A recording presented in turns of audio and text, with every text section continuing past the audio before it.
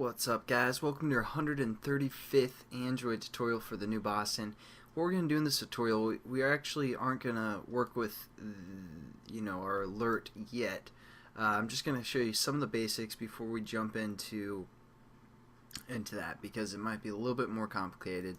But what we're going to do is basically add a compass to our map activity that will tell us the direction that we're heading, which is north and all that good stuff. It's going to be pretty simple. And to do that, we're going to add an object that's from the My Location overlay. And we're just going to call this compass. You got to import that.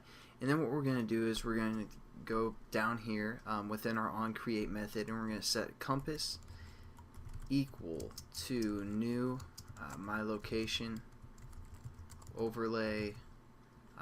And then we pass into the parameters the context, which is main.this, and then our map, or map view I should say, which we called map.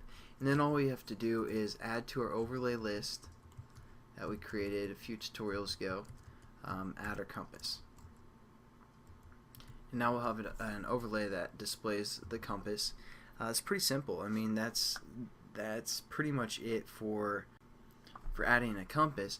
What we can also do is we can right click and go to source, override unimplemented methods, add the on pause and on resume method, and then we can also define our compass within here, basically to just say we're just going to say compass dot disable compass, and then we also have a method called compass dot enable method, or compass I should say. So there we go. Now our compass is going to be disabled when we go in pause and enabled when we are in resume. But now let's also learn about something called a controller. Now a controller is going to be able to animate where we're going through our map activity. So what we need to do is we need to set up a map controller object. So we're going to call map controller, and we're going to call this controller, or controller, and add this import. And I'll just show you a quick example of what this can do. So what we're going to do is first set up our controller, where we're going to have controller is equal to map, which is our map activity, and then we're just going to say get controller. Now what we can do is we can animate our controller to go to a certain location if we have a certain location in mind.